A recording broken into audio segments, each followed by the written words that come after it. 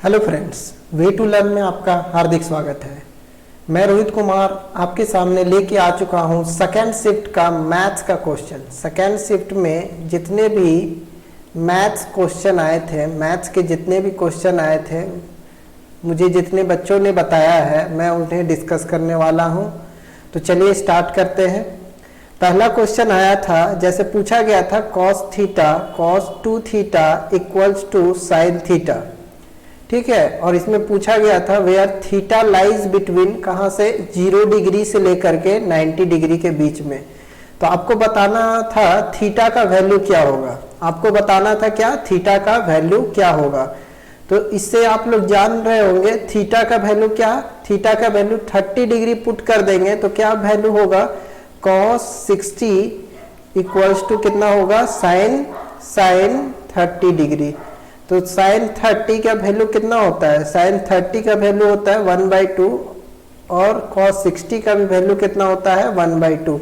तो थीटा का वैल्यू इसमें हो जाएगा 30 डिग्री। नेक्स्ट क्वेश्चन में आ जाते हैं। नेक्स्ट क्वेश्चन आया था, जैसे पूछा गया था ए कोई काम को 12 डेज में कंप्लीट कर लेता है, ए कोई काम को 12 डेज में कंप्लीट कर लेता है और उसका इफिशियंसी का जो रेशियो दिया हुआ था बी और ए का दिया हुआ था, बी है वो 80% इफिशियंट है किससे, ए से। मतलब ए का इफिशियंसी अगर 100 है तो बी का क्या है, इफिशियंसी क्या है, 100 होगा। तो मतलब इसको जब इसको रेशियो में कर लेंगे, सिंपलेस्ट रेशियो में, तो बी और ए का क्या आएगा, इफिशियंसी का रेशियो क्या आएगा, 4:5। लेकिन अगर वर्क का रेशियो देखा जाए तो क्या हो जाता है, उल्टा हो जाता, मतलब 5:4, ये वर्क का रेशियो में। बट यहाँ पे कितना दिया हुआ है, 12 डेज। तो यहाँ पे क्या करेंगे, 3 से मल्टीप्लाई कर देंगे तो क्या आ जाएगा, 12 डेज। इसी तरीके से बी का जब निकालेंगे तो बी कितना दिन में कर लेगा, बी को मल्टीप्लाई करेंगे तो ये आ जाएगा 15 डेज। तो बी कंप्लीट कितना दिन में कर लेगा, बी को कंप्लीट करने में कितना दिन लगेगा, 15 दिन लगेगा। ये एक मेथड हुआ। नेक्स्ट मेथड, अगर यही क्वेश्चन को सॉल्व करना चाहते हैं तो कैसे हो सकता है, बी का एफिशिएंसी कितना दिया हुआ है नहीं पता है मुझे, लेकिन यहाँ पे क्या दिया हुआ है, ए का एफिशिएंसी अगर बोला जाए, मान के चलिए रेशियो में दिया था तो कितना होगा, ये ए है और ये बी है, ठीक है, ये ए है और ये बी है। तो मतलब ए का एफिशिएंसी कितना हो गया है, ए का एफिशिएंसी आपका, ए का एफिशिएंसी है 5, तो कितना हो जाएगा 12 × 5 कितना होगा 60। और 4 का एफिशिएंसी से कितना होगा, 4 का एफिशिएंसी। तो यहाँ पे क्या होता है, यहाँ दोनों को मल्टीप्लाई करते हैं उसके बाद यहाँ पर लिखते हैं। लेकिन यहाँ पे क्या होगा, यहाँ दोनों को मल्टीप्लाई करना होगा तो यहाँ पे क्या होगा, यहाँ पे 15 होगा, यानी 15 4 जा 60, 15 4 जा क्या होगा 60। तो यहाँ से निकाल सकते हैं बी का क्या होगा, बी कोई काम को कितना दिन में कर लेगा, 15 दिन में कर लेगा। इसके बाद टाइम एंड वर्क से एक और क्वेश्चन आया था, वो था आपके सामने क्या था, ए कोई काम को 20 दिन में कर लेता है, बी कोई काम को 30 दिन में कर लेता है, ठीक है। उसके बाद पूछा गया था ए ने कुछ समय के बाद काम को छोड़ दिया, ए लेफ्ट द वर्क, तो वही काम को बी कितना दिन में खत्म किया, बी वही काम को 5 डेज में खत्म किया, काम को 5 डेज में खत्म किया। तो आपको बताना है ए ने कितने दिन तक काम किया, how many days did a work, ए कितने दिन काम किया, यही आपको बताना है। तो कैसे निकालेंगे, टोटल अगर मान के चलते 60 यूनिट ऑफ वर्क है तो ए का एफिशिएंसी कितना होगा 3 और बी का कितना होगा 2। ए का एफिशिएंसी कितना होगा 3, यहाँ पे एफिशिएंसी है तो ए का एफिशिएंसी 3 हो जाएगा, बी का कितना हो जाएगा 2 हो जाएगा। तो यहाँ से क्या निकाल सकते हैं, बी ने 5 दिन काम किया है, तो बी ने 5 दिन काम किया तो कैसे बोलेंगे आप, बी ने कितना 10 डेज और 10 यानी कि वर्क यूनिट ऑफ वर्क किया, तो बचा कितना 50 unit of work. 50 unit of work कौन कौन मिलके किए होंगे, दोनों मिलके किए होंगे। तो कितना, एक दिन अगर काम करते हैं तो नेट इफिशियंसी कितना होता है 5 यूनिट, ठीक है। तो कितने दिन, यानी कि 10 डेज मतलब क्या है, 10 डेज ए और बी साथ रह के काम किए हैं, उसके बाद क्या है, ए ने छोड़ दिया काम और बी उसके बाद कितना दिन, बी उसके बाद 5 डेज काम किया। तो how many days A did work, तो ए ने कितने दिन काम किया है, तो ए 10 दिन काम किया है, यही आपका आंसर हो जाएगा। नेक्स्ट क्वेश्चन में आ जाते हैं। नेक्स्ट क्वेश्चन पूछा गया था, कोई नंबर है x, यानी कि कोई नंबर है, उसको क्या है, वो पहले क्या होता है, इंक्रीज हो जाता है 40%, ठीक है, उसके बाद क्या होता है, डिक्रीज हो जाता है, कितना डिक्रीज हो जाता है, डिक्रीज बाई 40%। तो क्या बोल रहे हैं, नेट चेंज, क्या बोला जा रहा है, नेट चेंज, नेट चेंज बोला जा रहा है, कितना होगा, नेट चेंज या परसेंटेज चेंज भी बोल सकते हैं आप, परसेंटेज चेंज कितना होगा। तो मान लीजिए कोई नंबर 100 है, वो कितना 40% बढ़ गया, तो कितना हो गया 140, ठीक है, कितना बढ़ा, यहाँ पे 40% बढ़ गया, प्लस 40 का इंक्रीज हुआ। इसके बाद इसमें क्या बोला जाए, इसमें 40% डिक्रीज हो गया, मतलब कितना डिक्रीज हो जाएगा, 140 का 40% अगर निकालेंगे तो कितना आएगा, 140 का अगर 40% निकालना चाहे तो कितना आएगा, आप बोलेंगे कितना आएगा, यहां से आ जाएगा कितना आपका, 40% निकालेंगे तो कितना हो जाएगा आपका 56, तो यहाँ पे 56 सब्ट्रैक्ट कर देंगे, 140 से 56 सब्ट्रैक्ट कर देंगे तो कितना आ जाएगा आपके सामने, 4 में से 1 टेंस देंगे तो यहाँ 10 - 6 4 हो जाएगा, और यहाँ पे क्या हो जाएगा 13 - 5 मतलब कितना होगा 84। अगर मान के चलिए 100% है कोई नंबर, तो कितना का डिक्रीज दिख रहा है, यानी कि -16% का डिक्रीज हो जाएगा, यही आपका आंसर में दिया हुआ था ऑप्शन में, कितना होगा 16% डिक्रीज। इसके बाद नेक्स्ट में जो दिया हुआ था, देखिए नेक्स्ट जो क्वेश्चन था 6th में, देखिए नेक्स्ट में पूछ रहा है कोई नंबर, जैसे प्रिंसिपल दिया हुआ था, प्रिंसिपल है ₹38,000, ठीक है, इसको 2 स्कीम में लगाया हुआ है, 2 स्कीम में लगाया गया है, पार्ट ऑफ मनी, मतलब कुछ पार्ट क्या किया गया, स्कीम 1 में लगा, कुछ पार्ट क्या है स्कीम 2 में लगाया गया। स्कीम 1 में का रेट ऑफ इंटरेस्ट क्या है, रेट ऑफ इंटरेस्ट क्या है 7%, और स्कीम 2 का रेट ऑफ इंटरेस्ट है 10%, ठीक है, और स्कीम 1 का जो ईयर है, मतलब स्कीम 1 में लगा है उसमें ईयर कितना है 5 ईयर्स के लिए लगाया गया है, और स्कीम 2 में जो लगाया गया है वो 6 ईयर्स के लिए लगाया गया है। तो आपसे पूछ रहा है स्कीम 2 में अमाउंट कितना लगाया गया होगा, स्कीम 2 में अमाउंट कितना लगाया गया होगा। तो इसको आप एक ऐसे भी बना सकते हैं कि पहला स्कीम में अगर x अमाउंट लगा रहे हैं तो दूसरा स्कीम में क्या लगा सकते हैं 38,000 - x। लेकिन ये पेपर में अगर आपको स्पीड में बनाना है तो कैसे करेंगे, तो इसको पहले देखिए यहाँ पे नेट परसेंटेज कितना हो रहा है, तो यहाँ पे क्या करते हैं 35% हो रहा है, 7 × 5 कितना हो रहा है 35%, और यहाँ पे कितना हो रहा है 10 × 6 कितना हो रहा है 60%, 10 × 6 कितना 60%।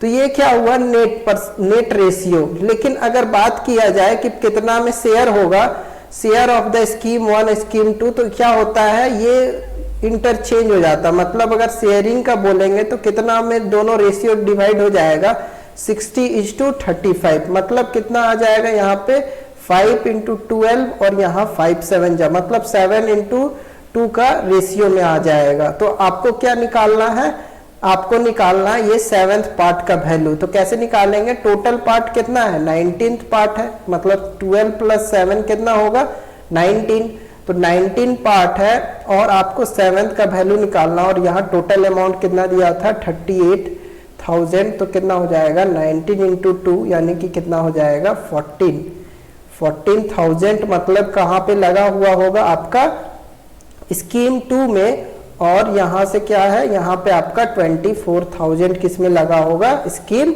1 में, ठीक है। नेक्स्ट क्वेश्चन में आ जाते हैं 7th नंबर में पूछा गया था, एक क्यूबॉइड दिया गया था, ठीक है, क्यूबॉइड का डायमेंशन क्या क्या दिया था, लेंथ ब्रेड्थ और क्या दिया था हाइट, लेंथ ब्रेड्थ और हाइट। लेंथ का डायमेंशन दिया था 10 सेंटीमीटर, ब्रेड्थ जो दिया था 8 सेंटीमीटर और हाइट दिया था 6 सेंटीमीटर। आपसे पूछा जा रहा था डायगोनल, डायगोनल मतलब अपोजिट वर्टिसेज से कितना होगा। डायगोनल आप लोग जान रहे होंगे, जैसे यहाँ बात करा जाए, एक मैं यहाँ पे क्यूबॉइड बना लेता हूं, तो यहाँ पे डायगोनल पूछा गया है। तो डायगोनल क्या होगा, डायगोनल जो यहां से लाइन होगा, ये वाला लाइन आपको पूछा गया था, मतलब ये डायगोनल होगा, ठीक है। तो इसको फॉर्मूला क्या होता है, root under L square plus B square plus H square, ये डायरेक्टली फॉर्मूला में पुट कर दीजिए। तो क्या होगा, एल स्क्वायर मतलब 10 का स्क्वायर, बेस मतलब 8 का स्क्वायर और हाइट 6 का स्क्वायर। तो कितना होगा, 10 का स्क्वायर कितना होगा 100, 8 का स्क्वायर 64 और 6 का स्क्वायर 36। तो कितना होगा, सबको ऐड कर देंगे तो 200 को क्या लिख सकते हैं, रूट अंडर 25 इंटू 4 इंटू 2। तो इसको जब रूट से निकालेंगे तो क्या लिखेंगे, 5 इंटू 2 इंटू रूट 2। तो क्या होगा आपका आंसर 10 रूट 2 सेंटीमीटर हो जाएगा डायगोनल का लेंथ। नेक्स्ट क्वेश्चन में आ जाते हैं 8th नंबर में पूछा गया था किसी चीज का इन्वेस्टमेंट का रेशियो है, 1:2:1:3:1:4। आपसे क्या पूछा गया था, रेशियो ऑफ देयर प्रॉफिट्स, उसके प्रॉफिट्स का रेशियो बताना था, उसके क्या चीज का, उसके प्रॉफिट्स का रेशियो बताना था। तो जिस रेशियो में इन्वेस्टमेंट होता है उसी रेशियो में क्या होता है, प्रॉफिट्स होता है। लेकिन एग्जाम में ये वाला जो ऑप्शन नहीं दिया हुआ था, जिसको चेंज करना था, तो कैसे चेंज करते हैं, तो क्या करेंगे 1:2:1:3:1:4 क्या करेंगे, तीनों का एलसीएम या कोई भी नंबर देख लेंगे जो तीनों से डिविजिबल हो जाएगा। तो मैं ये एलसीएम भी ले सकते हैं आप, तो मैं मान के चलिए तीनों में क्या करता हूँ, ऊपर में 12 से मल्टीप्लाई कर देता हूँ, ऊपर में क्या करता हूँ 12 से मल्टीप्लाई कर देता हूँ। तो क्या हो जाएगा 2 इंटू 6, 3 इंटू 4 और 4 इंटू 3। तो क्या होगा 6:4:3। यही आपका क्या हो जाएगा, रेशियो हो जाएगा उन लोगों का प्रॉफिट्स का, उन लोगों के प्रॉफिट्स का यही रेशियो हो जाएगा। इसके बाद 9th क्वेश्चन में आ जाता है। 9th क्वेश्चन में पूछा गया था क्या है, average of the boys in a class, average of A boys in A class दिया हुआ था क्या, उसका 15.4, ठीक है। और average of girls in A class कितना दिया हुआ था, इन ए क्लास कितना दिया हुआ था 12.2, कितना दिया हुआ था आपका 12.2। तो इसमें पूछा गया था एवरेज ऑफ क्या है, एवरेज ऑफ ऑल जो students, average of all students in a class, ठीक है। All student in A class पूछा दिया गया था 16.8। तो आपसे यहाँ पे क्या पूछा गया था, यहाँ पे पूछा गया था ratio of between the boys and girls, ratio between the boys and girls, boys और गर्ल्स का क्या है रेशियो बताना था आपको, बॉयज और गर्ल्स के बीच में रेशियो बताना था। तो कैसे बता सकते हैं, ये एलिगेशन का है, तो क्या होगा 15.4 है और यहाँ पे क्या करेंगे 12.2। तो यहाँ पे क्या करेंगे 16.8, दोनों का क्लास का रेशियोज है। तो इसको क्या करेंगे, सब्ट्रैक्ट करेंगे तो कितना आएगा, 8 में से 4 जाएगा तो कितना बचेगा 4 और यहाँ पे बचेगा 1.4। इसी तरीके से देखिए एक रेशियो यहाँ पे बड़ा होगा, ठीक है। तो इसी तरीके का क्वेश्चन आया था, ये एक्यूरेट डाटा नहीं है क्योंकि एक में क्या करना होगा, आपको इससे सब्ट्रैक्ट करना होगा और एक में क्या करना होगा, इससे सब्ट्रैक्ट करना होगा। तो कुछ इसी तरीके का क्वेश्चन आया था। तो यहाँ पे डाटा एक्यूरेट है, इसलिए रिजल्ट जो है वो एक्यूरेट नहीं आएगा। क्वेश्चन नंबर 10th की बात कर लेते हैं। 10th में क्वेश्चन आया था, क्या आया था, x² - 2x + 1 = 0। आपसे पूछा गया था x³ - 1/x³ का वैल्यू क्या होगा।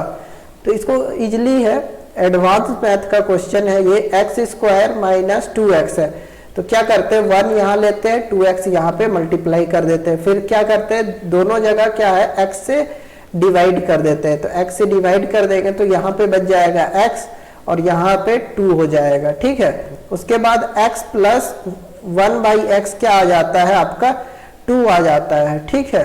तो यहाँ पे क्या है x माइनस 1/x, तो इसको भी चेंज कर सकते हैं। कैसे चेंज करते हैं, 1 माइनस एक्स करके √4p करके ऐसे भी कर सकते हैं। लेकिन यहाँ पे डायरेक्टली आप क्या कर दीजिए, यहाँ पे डायरेक्टली यहाँ पे x का वैल्यू को क्या पुट कर लीजिए, 1 पुट कर लीजिए, तो कंडीशन सेटिस्फाइड हो जाएगा। तो यहाँ पे 1 माइनस 1/1, तो डायरेक्टली क्या हो जाएगा, आंसर आपका 0 हो जाएगा, ठीक है।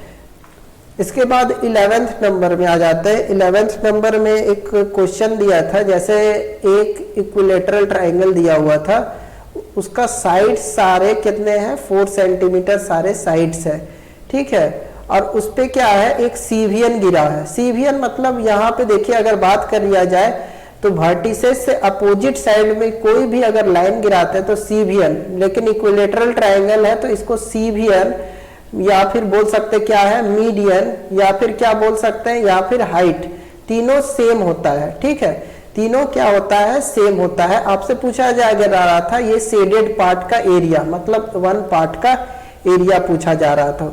तो क्या होता है, एरिया की बात करें पूरे अगर इक्विलेटरल ट्राइंगल की, तो क्या होता है, √3/4 इंटू साइड का स्क्वायर, √3/4 इंटू साइड का स्क्वायर। तो कैसे निकालेंगे, √3/4, और यहाँ पे साइड कितना होगा, 4 का स्क्वायर, ठीक है। लेकिन यहाँ पे क्या है, एक पार्ट का निकालना है, तो टोटल पार्ट कितने होंगे इसमें, 1 2 3 4 5 और 6, तो एक पार्ट का निकालना है तो क्या करेंगे, 6 से डिवाइड कर देंगे। तो यहाँ पे कितना आ जाएगा, यहाँ से 4 कैंसिल आउट हो जाएगा, बचेगा क्या, 4। तो यहाँ पे 2 2 जा 4 और 2 3 जा, मतलब कितना आ गया, 2√3/3, ठीक है। इसको अगर सिंप्लीफाई करना चाहते तो इतने ही पे आंसर होगा, नहीं तो इसको फर्दर सिंप्लीफाई करके आप ऐसे भी लिख सकते हैं, √3 इंटू इसको क्या लिख सकते हैं, 3 को √3 इंटू √3, तो यहाँ पर आ जाएगा आंसर 2/√3, ये भी आपका आंसर होगा। तो ये सारे आपके क्वेश्चन आए थे, मैंने आपको बता दिया। इसके बाद मैं आपको जीएस के पूरे क्वेश्चन लेकर के आ रहा हूँ, वो सेशन भी आप जरूर देखिएगा। और जितने भी इंपॉर्टेंट फैक्ट्स हैं, जैसे कि बहुत सारे क्वेश्चन किससे आ रहे हैं, मैं आपको जरूर बताऊंगा। अगर और भी क्वेश्चन है आपके माइंड में तो कमेंट करके जरूर बताइएगा। Thank you, have a nice day. Session अच्छा लगा होगा तो लाइक और शेयर जरूर कीजिएगा और अपने फ्रेंड्स को भी जरूर बताइएगा, ठीक है। Thank you. और जिनका अगला शिफ्ट में एग्जाम है, बेस्ट ऑफ लक।